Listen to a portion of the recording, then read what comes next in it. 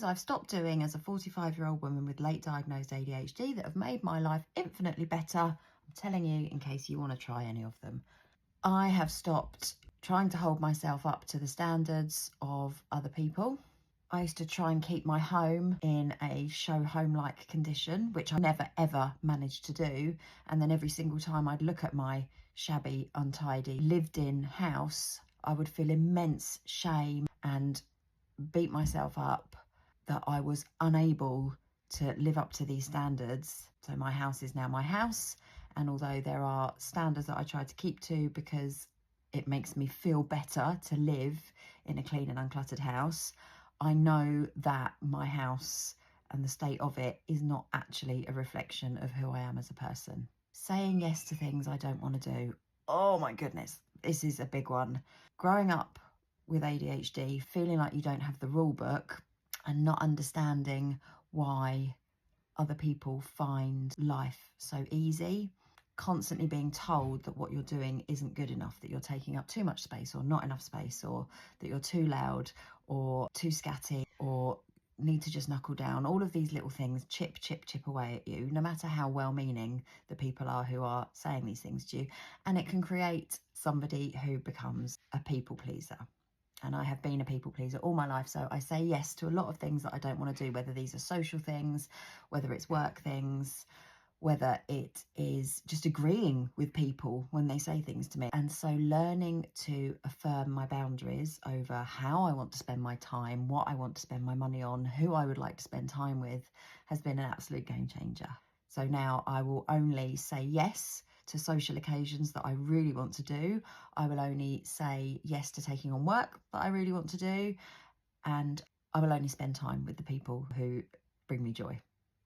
Life is too short. I no longer worry about posting online and people thinking I'm cringe. This has been a bit of a breakthrough for me. Always struggled with posting on Instagram and TikTok, trying to build a business. I don't really know what I'm doing, trying to build connections with people. And I had an absolute graveyard of videos that I had filmed and never posted. I actually went through my phone and got rid of about 10,000 videos and photos because my phone decided it didn't want to play anymore. And realised just how much I had recorded, created and never posted. So then I've pivoted to just speaking into the camera how I feel and posting it for the world to see. And I'm finding connection, and I'm finding that I'm really enjoying this process, and I've discovered a renewed love for social media. Blaming myself for things that have happened in my life and thinking that I'm fundamentally broken. So I had quite a time of it as a young adult, which I've always felt a huge amount of guilt for. These are situations that I got myself into. And through therapy and ADHD diagnosis, I've realised more and more that actually I was a child and then a very young adult who was let down by circumstance and perhaps by the people who should have been guiding me, although there's absolutely no point apportioning blame at this point in my life. But had things been different, my life may have been different, and it wasn't, and so my life has turned out the way it was. But I wasn't a bad person, I wasn't a broken person, and I didn't actually do anything wrong. I was just doing the best I could with the hand I'd been dealt. And the same goes for now. I no longer beat myself up for things that are out of my control. I've realised that going out and working in a traditional 9-to-5 job is never going to work for me. I've done 30 years nearly of the 2-year cycle of getting a job, enjoying the job, then hating the job, then either walking out or getting sacked from the job. Enough's enough. I now work for myself. I know I'm very fortunate to have the freedom and the flexibility and a supportive partner while I pivot to self-employed. But honestly, I think for anybody with a neurodivergent brain, the structure of traditional employment is fundamentally not good. And so if we can find a skill and a passion and monetize that, then we're just going to be so much happier. Teaching yoga, teaching Pilates, all kinds of fitness and wellness and coaching and helping people is my absolute passion.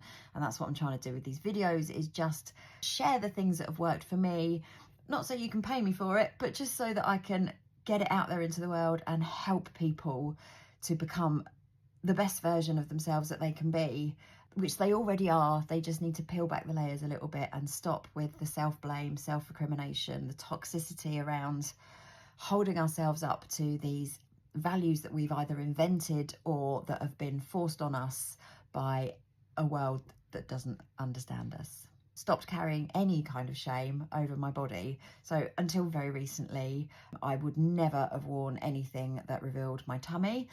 Absolute paranoia about my stomach. And my shape hasn't particularly changed at all in the last couple of years. It is what it is. But I've just decided to not really give a shit about it. I'm 45. I've had 3 children. I've had 2 rounds of abdominal surgery. My tummy is my tummy. I know I've got abs of steel and a really strong core, because the exercises that I do and the yoga asana that I can achieve is testament to that. Do I have visible abs? No. Do I have visible fat? Yes, I do. Do I care? No, genuinely, I do not. Free the belly. It's honestly, it's life-changing. It's life-affirming.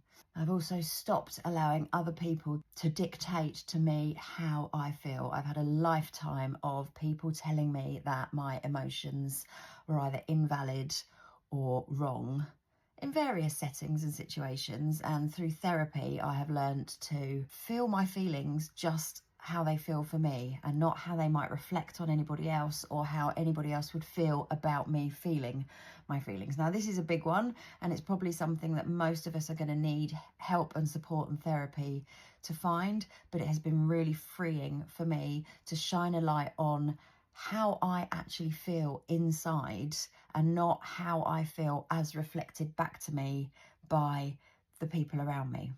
I've stopped buying random shit. What?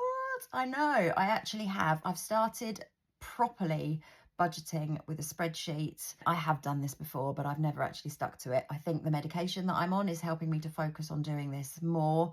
So every single day this month, I have tracked my spending, and it has really worked. Whether it will keep working, who knows, but it has really worked to stop those impulse buys, because I'm looking at exactly what's coming in and what's going out. I'm keeping a watch over every penny.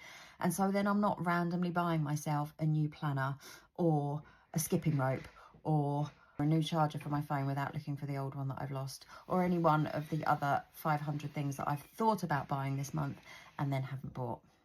I've stopped drinking alcohol. That's the biggest one. The best thing I ever did for myself. I used alcohol as a masking/coping mechanism since I was about 15 years old. And there's been periods in my life where I have drank like an absolute alcoholic. There's not one positive thing that alcohol brings to my life that I can't get elsewhere.